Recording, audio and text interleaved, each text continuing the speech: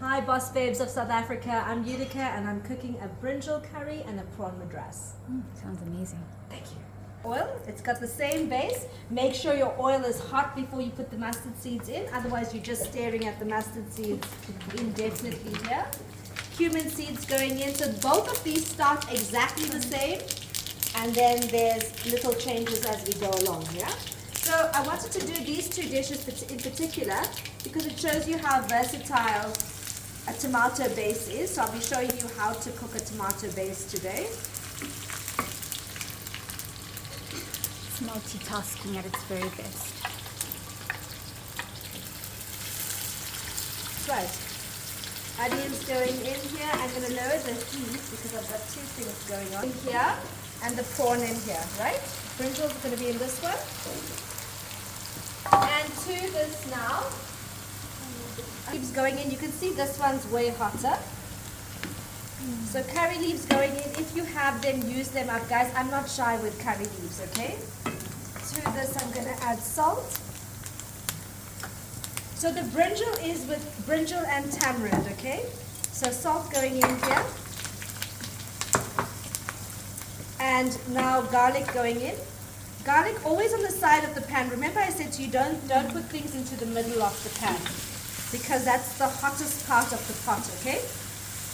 So no ginger this time? No ginger, no ginger. Guys, prawn, no ginger, hey? Because it will tenderize it, okay? And you don't want your prawn to go smushy. Red chili powder going in. Explain the ratio to the tomato and the salt. Is there more tomato in this dish than the other dishes? Yes, because this is a tomato and tamarind kind of curry. So with this, it will be kind of a base for a fish curry. You can do a prawn curry with it as well. Look at that. So, right, so there we go. Now you'll see here, I'm just going to take this off, guys. Give me a second. So now with turmeric, I've got the ground coriander here. Remember, I'm doing a larger batch. And then I've got cumin and the garam masala as well. Right? So that goes on top. It's already slow roasted. All right. Please, guys, cooking tomato, very important. Please know that you don't cook the tomato down till the gravy looks right. You cook it down, you reduce it all the way down till it's like paste. And then you reconstitute with water. Tomato, I'm using tinned in winter, fresh in summer. Number one. Tomatoes always kept out of the fridge. Please, not in the fridge. Oh, onions are getting too brown. Tomatoes, you're going to cook them all the way down like I said. When the moisture evaporates, the tomatoes start to roast in the pan. You want to fry that tomato paste, you add a little extra oil, but we need to reduce this properly, okay? Let's go for it. I'm going to put the lid on this because it gets a little bit volcanic, right? And it splashes and gets everywhere. Sorry about that, guys. Right, so remember, tomato, you're not going to cook it down until it looks right. You got to reduce it until it turns dark in color, and you'll see it looks very dry. And then we add boiled water, and that's what brings up the paste again. By the spices. Yeah. Here. By the spices. Right here, guys. Right here, right here. Right, so there we go. Onions are in here. Again, I'm going to put some red chili powder. Remember, this one's going to get coconut milk, okay? I'm going to put some salt in shortly. Right, and then the tomato. This is for the lamb. So this prawn curry takes about 12 minutes to cook, not long. You want to use? Shocking people who use it. You want taste for everything. Right? But then also add the other spices over and above it. No. Rest it. Can you see if you lift? Can you see how it stretches? Right? That reminds me of so Italian. Relax. It should actually just resting your dough will give you a better roll on it. You're not fighting the dough. Can you see here, guys? You just stir frying your tomato. It's already going darker. In the store, we weigh each one is at 80 grams. We weigh every single gulab jamun at 22 grams. Every biscuit, if it's getting chocolate, 37 grams. If it's not, 40 grams. Portioning is key. portion it, keep on there. You can take it to the back and here. Where did your cooking journey start?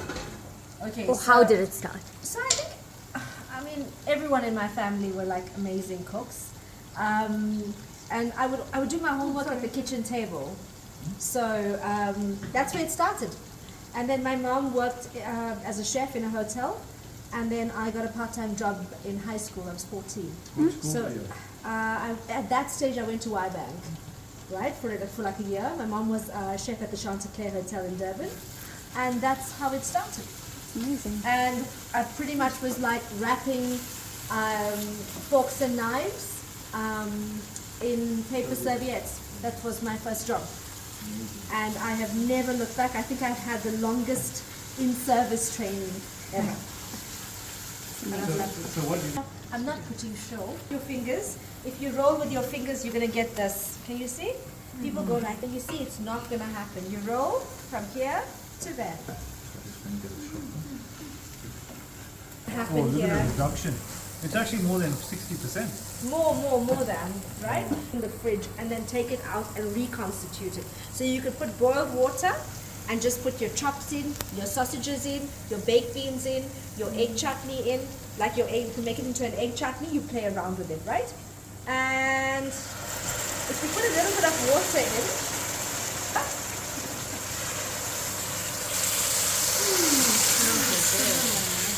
you can see you get so much sauce that comes out of a little bit of tomato. So don't be afraid to cook your tomato down, okay? Your tomatoes will develop the natural sweetness. All right? I'm using Victoria. Okay, Victoria is a South American company, but they make tavas. So the whole of India, you're not going to find a tava like this. If you feel that one, really amazing, cooks beautifully. And now I'm rolling them. Just showing everyone the technique of how to get the dough to roll, to move around, and how to use the rolling pin and to flour the next. Okay, so little tips. you guys can tell us how rotis are round. And Hey guys, I do make all the rotis for you guys in the class because I want you to have a hot roti. Listen, like everywhere you go, they warm the rotis up and stuff like that. You go home, you have a reheated roti. Like I just really, really think your food can be lukewarm, rotis must be hot and fabulous. Fresh, hot onto the pan. Okay, so What is the best cooking advice that you've received? that I've received. I think it's always to cook when you really want to cook, more than a technique or something. I think there's so much good food that you can just buy in. So cook when you really want to cook. Oh, that one's burning. Sorry. I like the brown ones anyway. What are you putting on top? Butter? Melted butter. Melted butter you going look on. like a roti DJ spinning the wheel. Spin it. This one off. Let's get this one off. You what? Best cooking advice, I think, has never been about a recipe. It's always been about cooking from the heart and when you really want to cook.